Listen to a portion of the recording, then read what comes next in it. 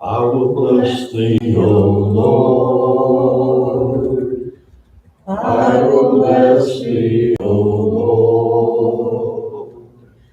With my hands lifted up, I will bless thee, O Lord. With my hands lifted up, and my mouth filled with praise, with a heart of thanksgiving, I will bless thee, O Lord. I will bless thee, O Lord. I will bless thee, O Lord. With a heart of thanksgiving, I will bless thee, O Lord. With my hands lifted up, and my mouth filled with praise, with a heart of thanksgiving, I will bless thee, O Lord. Thank you, Jesus. Hallelujah. We praise you, Father. Thank you, Lord. Praise God. All right, let's just go into our Bible study.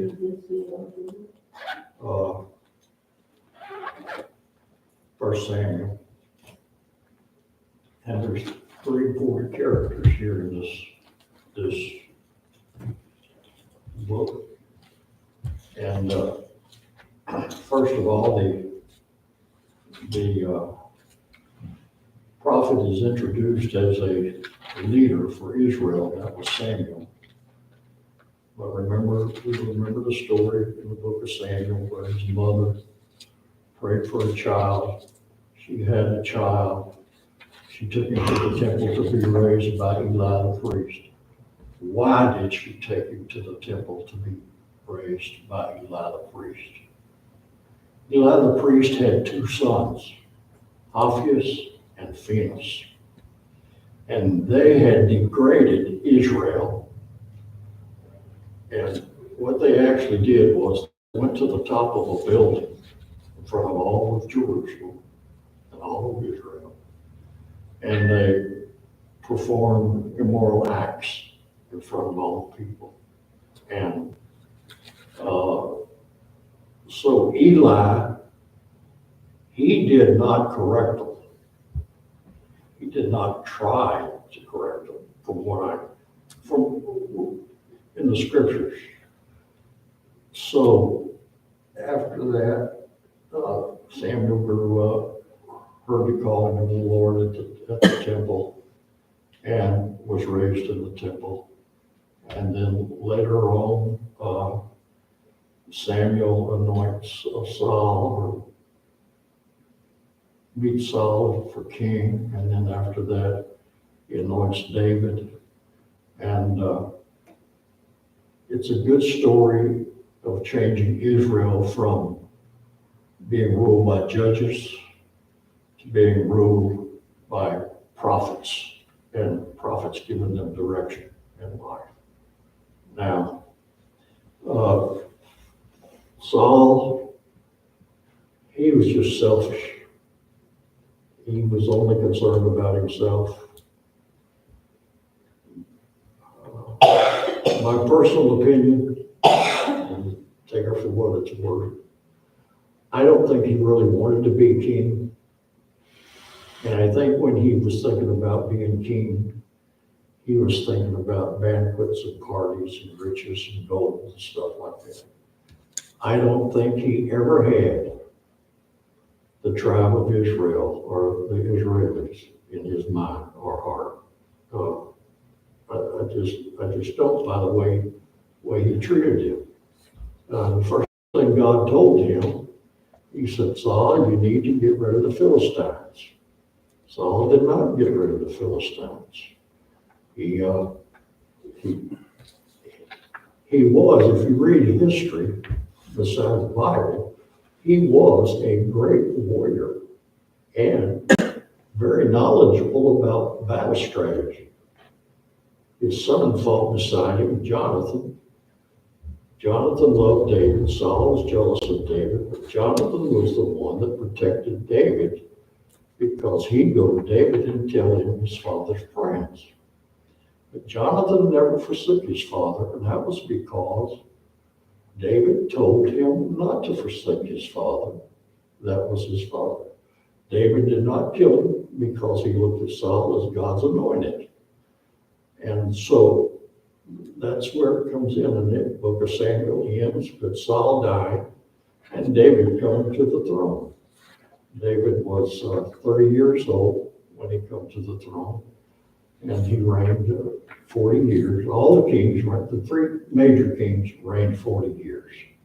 David, Saul, David, and Solomon.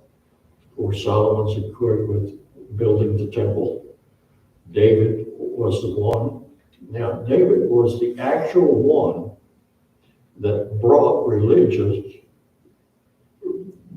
worship, and got it ordered back in Israel after Saul died. Now, remember in the scriptures, there was scripture in Psalms that David said, I'm not going to sleep or get any rest until God is brought back to Israel, in so many words. David knew the proper way to go get the ark, but he got in a hurry. Okay. When the ark, anything to do with the ark was always supposed to be done by a priest, not by a man, but by a priest. When David went to get the ark from the Philistines, they had it 20 to 25 years. For that period of time, Israel was in trouble. David went to get the ark. When he went to get the ark, he got it, he put it on a wagon. The ark should not have been put on a wagon because the ark was God's instrument of communicating with priests and with Israel. So when he put the ark on the wagon, they were hauling the ark back. David danced. Some say he danced naked. Some say he danced with this on, that on, whatever. But he married a lady that created heartache for him, and he married Saul's daughter. The reason he married Saul's daughter, because she was his reward for killing Goliath and cutting off his head. So the whole thing is a pay-to-play story to me. Okay, and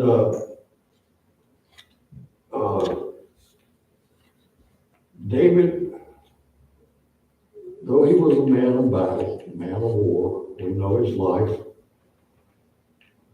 But in the book of Samuel, 1 Samuel, it tells you about a lady that was David's wife. She was the wife of Nabal.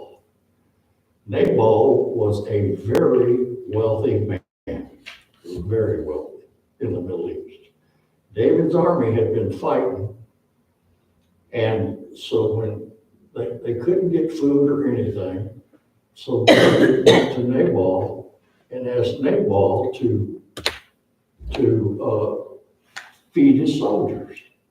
It wasn't like Nabal couldn't do it. He owned cattle, he owned sheep, he owned camels. He had gold, he had money. If you read history, he's just he's kind of like a rich guy today, better than a rich guy today. So he wouldn't feed David, and he got angry at David. When he got angry at David, his wife, what was her name? I can't remember, but I know it's a something. Huh? Is it Abigail? No, it wasn't Abigail. Anyway, we'll get to it later on.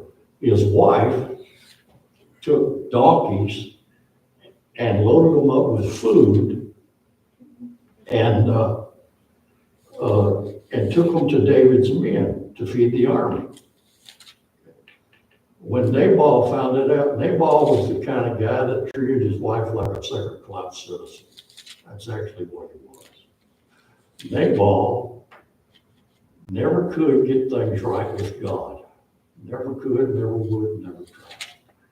So when his wife went to David, he became angry at his wife. And in so many words, I think he wanted to kill her, but he never did.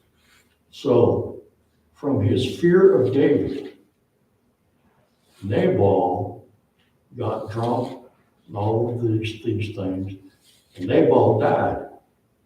And after that, David took Nabal's wife as a wife for himself. To me, she was the best wife he ever had. He had several, but she was the best one. And so that's where it all starts, ends at in the book of Samuel. So let's go on. And Samuel was last of the judges and first of the prophets. Okay. Now it's got several divisions here, and had several divisions in the book, but this was what the book had it divided. Was The that book of Samuel, the ministry of Samuel is verses 1 through 7, chapter 1 through 7. Right. Part B. Reveal the ministry of Samuel. Now, everybody thinks that Samuel just walked into a revival situation. No. That was that was before the ark had got back to Israel. If you remember reading the scriptures, the Bible says that the Spirit of the Lord went out of the temple and departed from Israel. The people, some of the people seen it and they recorded. So the Spirit of God no longer dealt with Israel for a long time there. So after God didn't deal with Israel and the departure of the glory of God, that's amazing to me because the book says it was the departure of the glory of the Lord.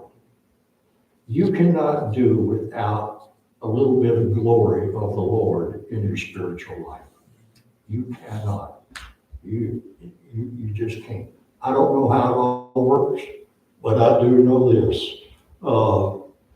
It's like one preacher said, glory, glory, glory, somebody touch me. That's what one preacher told me. And at the end of it, when he first went in, Samuel first went in, the ark had been stolen. There was no God dealing with it. God wasn't dealing with Israel. And Samuel was trying to bring them back and minister to them. But they were rebellious like always, and that's not anything. Okay? And then Samuel, let's see, 8 through 15. Record the life of Saul, who is an example of the flesh. Saul was very worldly guy. Just the desire. Now here's what the desires of the flesh will do. They will always lead you away from the Lord if you let them control your life. They will lead you away from God, and it's a battle. Now, I've read a lot of authors about flesh and all this, but here's the thing. They say we're battling the flesh. You're not just battling your fleshly being. You're battling your mind, your spirit, and all of these things. Because what makes your flesh respond is what you have in your heart and what you have in your mind. So that's what you're battling against. And you're battling against lust of the flesh, lust of the eye, and the pride of life. That's what you're battling. People don't understand that, but that's what it is. So, in 8:15, 8 through 15, records the life of Saul. I was disappointed in Saul. Myself, when I read about it, I'm just disappointed in him. So after that, the desire of Israel was to get the ark back and bring God back into Israel. That did not happen until David became king. He went and got the ark, brought it back to Israel. Another thing David did was he defeated the Philistines and he defeated the Jebusites. Now, at that particular time, just prior to that, Israel was not in control of Jerusalem when David became king. The Jebusites were in control of Israel, or the mountain parts where the holy places were. David went in, he killed the Jebusites. He didn't kill all of them, he made them slaves and servants to the people of Israel. And then in Samuel 16 through 31, the life of King David begins to bud and show. In 16 to 31 in 1 Samuel, it records the life of King David, who was an example to the people of Israel. And from 16 to 31, and then in 2 Samuel. Now, the original Bible did not have 1 and 2 Samuel in it. The original Bible had 4 books of Samuel. It did not have 1st, 2nd, 3rd, and 4th Samuel. The Vulgate Bible, okay? That Bible, when the people got together to translate it, they read the Bible.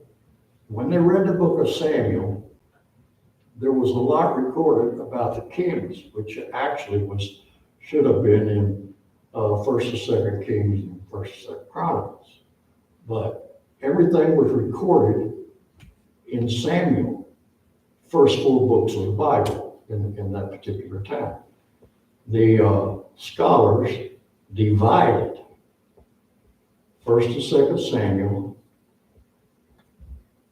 and put in 1st and 2nd Kings.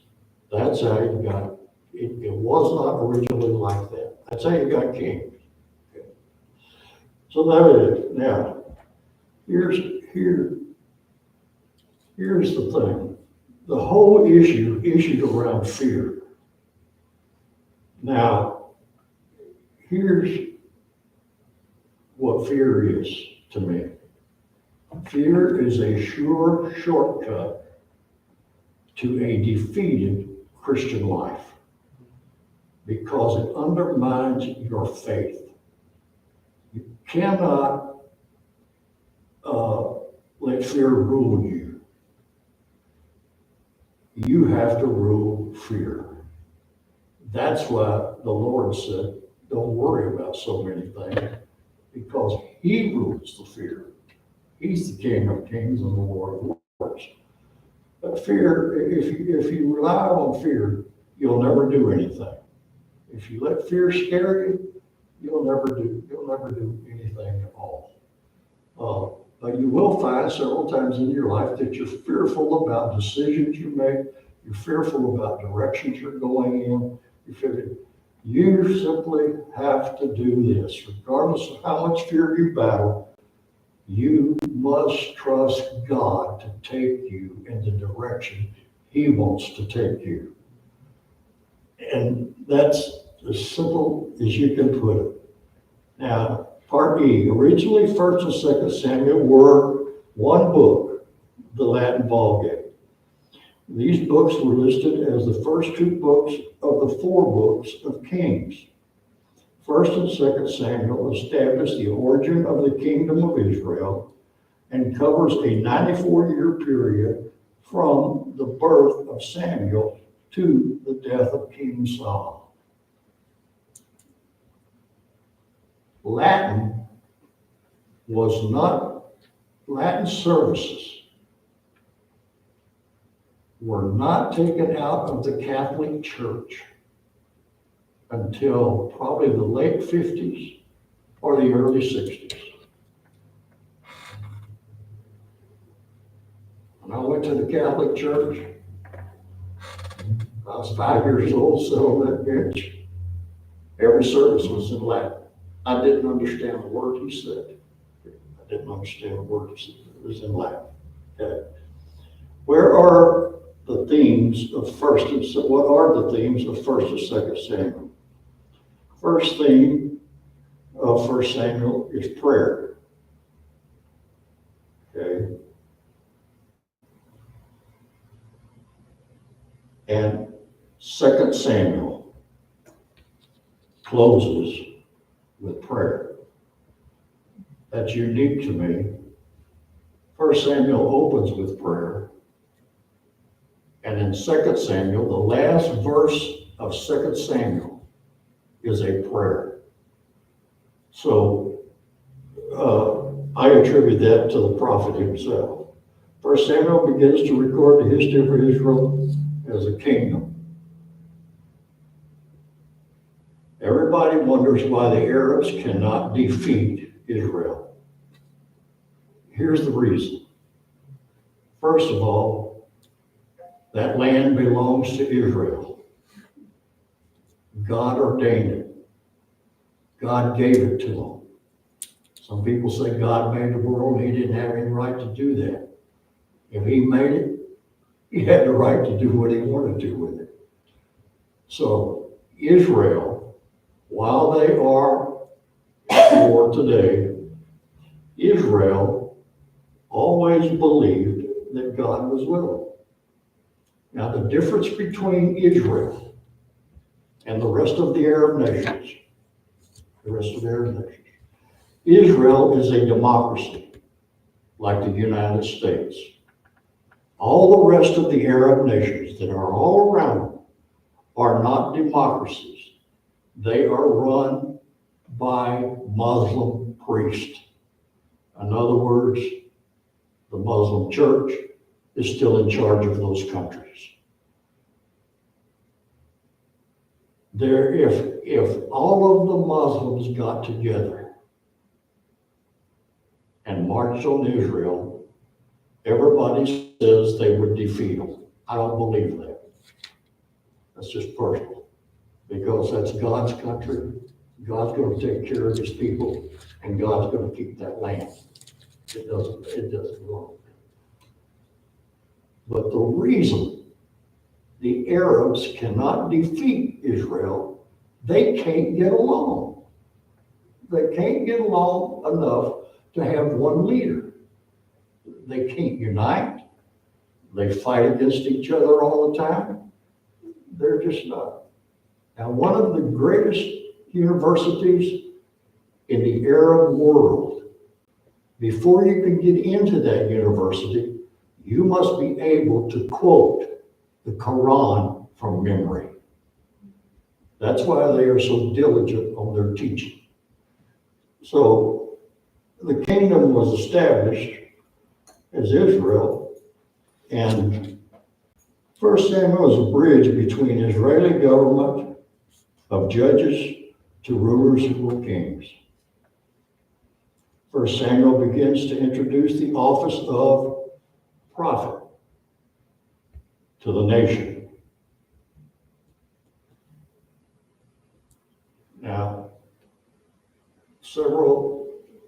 I believe they had men that had prophetic ministries before the prophets, but that's up to you. Now, the key verse is 1 Samuel 10:25 and 15:22 is also an important verse because they really speak about the uniting of the prophets to Israel.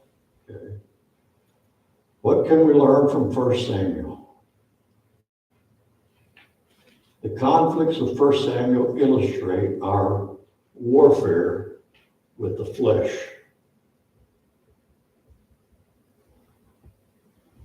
the same adversity that we face. The first 7 chapters show what happens. On the back, when the glory of the Lord departed from a nation, the nation had become so delinquent that the Ark of the Covenant was captured by the Philistines. God told them not to take it into battle. They took it into battle because they wanted to show off. When they took it into battle, it was captured, taken, and put in the temple of Dagon. When they put it in the temple of Dagon, the Bible records and history records that the Dagon, god of Dagon, who was beside the ark in their temple, fell over. Okay? And the ark was held straight up. That's what made the Philistines fear God, or feared the ark. They immediately called David and said, "Hey, we don't want nothing to do with this thing. You come and get it." So David went and got it, and he brought it back to Israel. Now, the Philistines were a dominant culture. The reason the Philistines were so dominant is because they knew how to melt iron. They built iron chariots. They built, almost said iron horses, but they built iron horses. They built iron chariots. Their spears were iron. Their weapons were heavy metal. And Israel did not have that ability at that time. But prior to that time, the Israeli farmers and Israeli soldiers took their plow to the Philistines to let them sharpen them, because Israel did not have the ability to sharpen metal objects. They took their spears, took knives, took everything that the Philistines sharpened for them. It's recorded in the Bible. And the Philistines really were smart people, but they were just ungodly. Yeah. So, can you give any characteristics of the Philistines? I'll give you one characteristic of them. They loved to cut people's heads off, and that was their reward. So when David killed Goliath, what did he do? Cut his head off. He said, "You're going to get some of your own medicine." And what they did when they killed Saul made David mad. They killed Saul, and they killed Saul's son. Now this is just information. They killed them, and when they killed them, they took them to the city of Bethshan. And they mounted Saul's head on a picket light outside the city of Bethshan, and mounted his son's head beside him outside the city of Bethshan for all the people to make fun of him. David heard of that. David became angry. When David became angry, he went to Bethshan. He took the head of Saul, and he took the head of his son, brought them back to Israel. There were several soldiers that were killed by the Philistines, and they were piled in piles and bones. So David, when he went to Israel, he took the heads of Saul and his son and those soldiers that were Israeli soldiers. He put them on wagons and stuff and took them all back to Israel and had a funeral service directed by a priest, properly done for Saul and his son and all those Israeli soldiers. I thought that was commendable of him. We can learn from 3 major failures of Saul as the king of Israel, who ruled Israel for 40 years. One thing he did,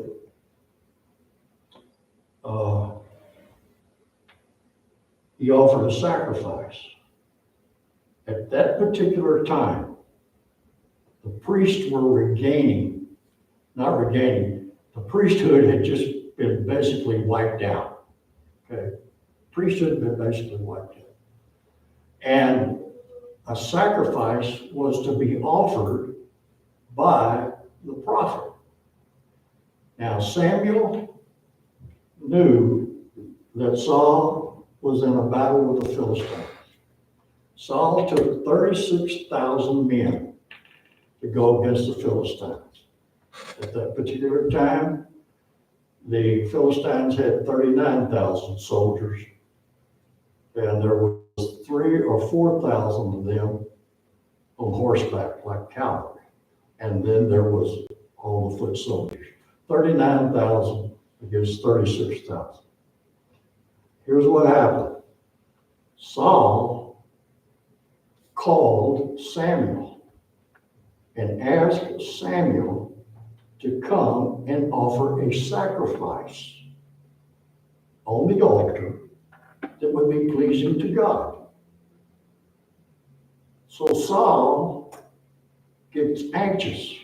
What happens because Samuel did not get there within the 7-day period?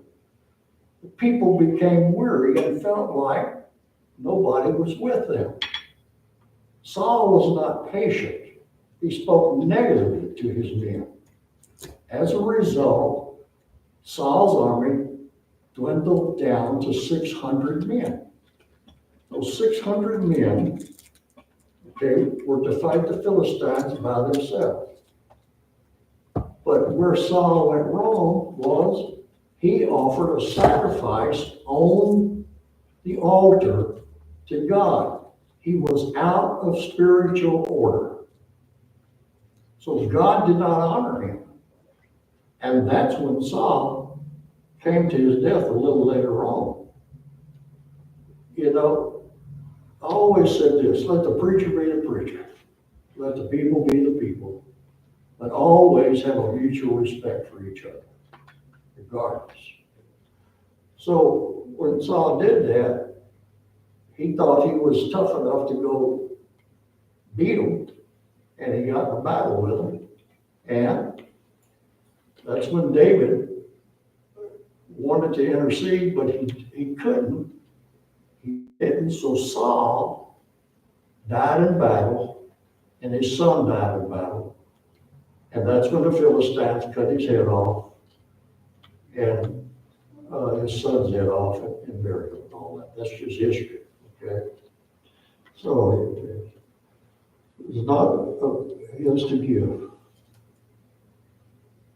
When I was a kid growing up, nobody else was allowed behind that pulpit.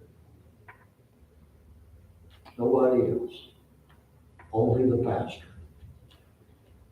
The Baptists in a lot of their churches still maintain that only the pastor can be in that pulpit. They have their pulpits roped off, and you cannot go behind that pulpit. Only their pastors and the men of God go behind that pulpit and do the word. Ron Miner went to the biggest Baptist church in America in Dallas, Texas. And the preacher there was a fantastic preacher. Okay? Brother Miner always idolized him. So Brother Miner wanted somebody to get a picture of him behind that pulpit, because that was the pulpit of the greatest preacher and the greatest Baptist church in America.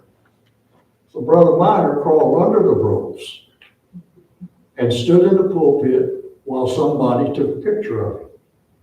Well, that pulpit is actually overseen every day, all day long, by a man in the church. When that man in the church saw Brother Miner step behind that pulpit, he went, got him, and wanted to drag him out from under it. Brother Miner said, "Oh, I'm sorry, I just wanted to get a picture." And the guy said, "No, nobody steps behind this pulpit in our church except our pastor." I thought That was fantastic. I loved it because it happened to Brother Myron. Couldn't happen to a better guy. But the church is just a phenomenal church. Always had phenomenal preachers. Okay. So, number one was he proudly offered a sacrifice which he was not yet appointed to give. Okay. Number two, he commanded that an army, and I don't know why he commanded this. I was reading, but I never could find a phrase why he commanded. He commanded that the army refrain from food. And he wanted to take them into battle. I don't understand that. If somebody finds an answer, let me know. I'll preach on it. Can't figure out why. He commanded that the army refrain from food and pronounce a death sentence upon his son, Jonathan. He was mad at Jonathan because of his relationship with David. Now, some modern Bible scholars have said the reason David was so in love with Jonathan is because they were lovers. That is not true. That's modern people for you. It's not true. So, Jonathan was always loyal to his father because David told him to be loyal. He wanted to leave his father and go fight with David. But he said, he's your dad. He said, so fight with him. Well, he died with his father in battle. Another thing he did, he disregarded the instruction of the Lord and even stooped so low to visit a witch at Endor. Now, I run across a unique problem when I was district superintendent. Okay. I had a pastor one of our best churches, and I visited him in his house one Sunday. So he said, I want you to come back here, Tom, and look at these letters that I have and who I've been getting, he didn't say spiritual advice, but he said advice from. So I went back there and he showed me letters that he had received from a fortune teller that was predicting what was going to happen in his ministry and in his life. If I told you who the preacher was, you would pass out. So I went in there, and when he began to show me that stuff, I said, Pastor, this is not right. You should not be in the pulpit. He retired, got out of the pulpit, and his wife and daughter were there that day I encountered him. And his wife come to me and his daughter come to me and said, Brother Branham, we have been trying to tell him for years not to contact that fortune teller or write letters to her. Here's what was happening. She would tell him what he wanted to hear, so to speak, and he was sending her money. And she was getting rich off of him. Somebody says to me, what did you do? Well, first of all, I wanted to take him out of his pulpit, but he retired from the pulpit, so I didn't have to do that. Secondly, I told him, I said, your wife and daughter has been trying to tell you this for years. And you didn't listen to them. The fortune teller told him, sent him a story, wrote a letter to him about buying a big building in downtown Indianapolis and moving the Pentecostal Church of God headquarters there. Okay? That's what she had said. So he called me to meet him one day, and I wondered why he got this in his mind. Where'd he get it? They called me one day, and he took me downtown to look at a building. I mean, this building was It was unbelievable. He said, Tom, this is what the Pentecostal Church of God can afford. We should buy this and put our offices in it and move here. I thought he was nuts. But where did he get that thought? He got that thought because of a fortune teller that had passed on to him. You should do this for your people, everything, or whatever, headquarters. And he passed it on to me. I went and looked at the building. Shucks, it was better than the Holiday Inn, man. I mean, it was first class. But I thought to myself, here's the thing about America right now. We have so many different exceptions for ministry that there are no rules. So as a result, the church is putting anything in the pulpit, anything. And as a result, that's affecting our nation. That's affecting our churches. That's affecting. Anytime a man is out of order in the pulpit, here's what people will quote to me. Well, he's a man of God, and you shouldn't touch God's anointed. Well, I look at it like this. I'm anointed too, but I don't have to put up with a man that was getting information from the devil. He was doing the same thing that Saul did here, seeking his counseling from that fortune teller. And so I told one pastor about it. He said, I don't believe that. I said, well, you don't have to. I've already told you. And I didn't tell the pastor who the man was. Okay, what can we learn from his poor decisions? Simply this. Always give God respect. Hold him as first in your life. And live. What can we learn? Another thing is, here's where I've seen people get out of the way. They're not patient with God. God moves on his time clock, not yours.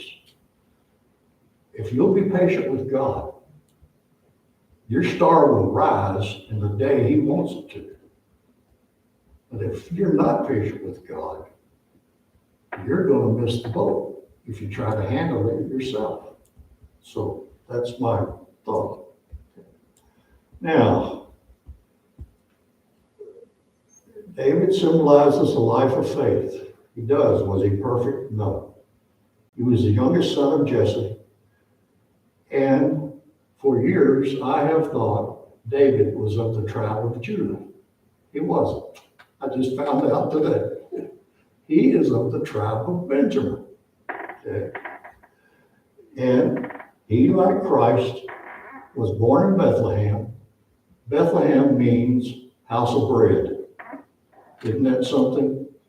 Our Lord is the bread of life. He was born in Bethlehem. Bethlehem means house of bread.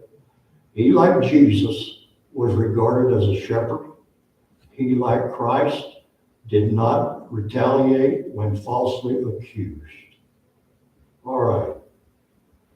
So the great sightseeing tour.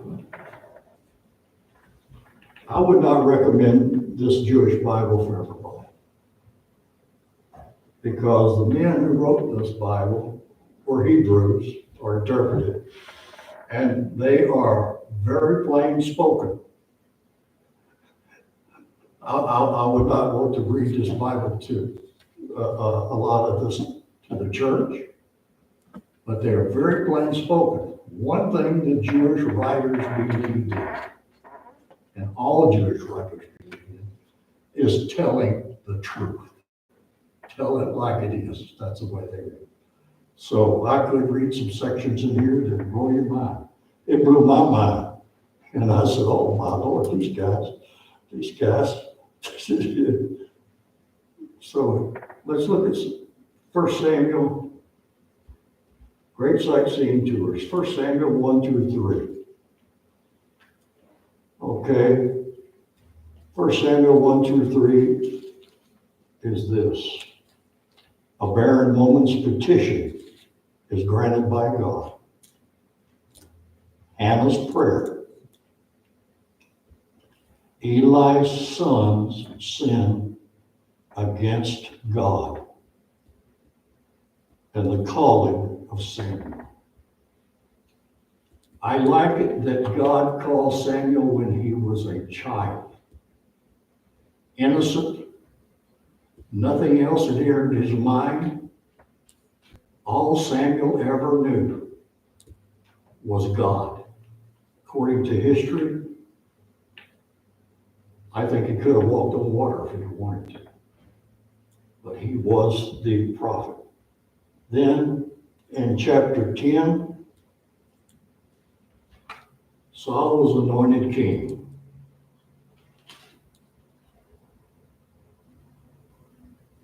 Then chapter 13,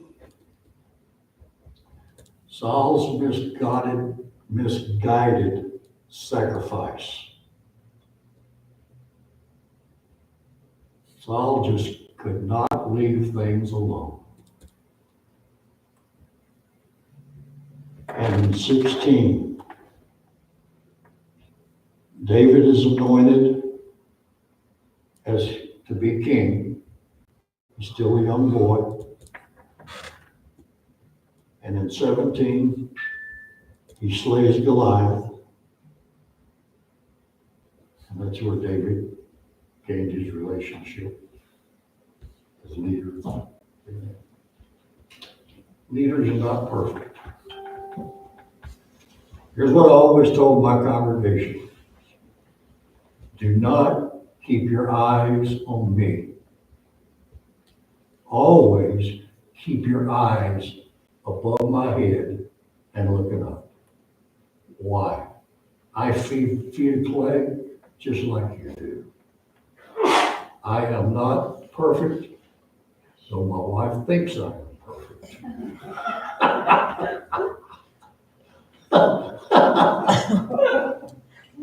But don't ever,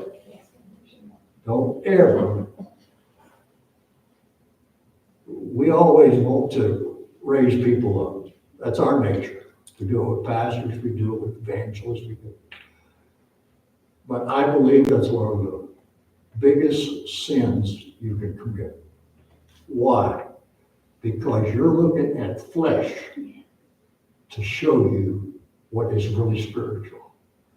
Flesh will not always show you what is really spiritual. No, flesh is what it is. Simple as that. So when all the preachers over the years, people say, why don't you get out of the ministry? Why don't you do this? Look, I'm responsible to God for my ministry. What those other preachers do, I'm not responsible to God for them. But God will forgive them, and God will use them. And if there's anybody perfect, you wouldn't be here on earth. You'd be raptured already. All right. So that's it for tonight. Are there any questions? In chapter 25, Nabal's wife was Abigail. Okay. All right. I couldn't remember. I was thinking of another. Started with A. But anyway, if you read the chapter where she was married to that man, he was an animal. And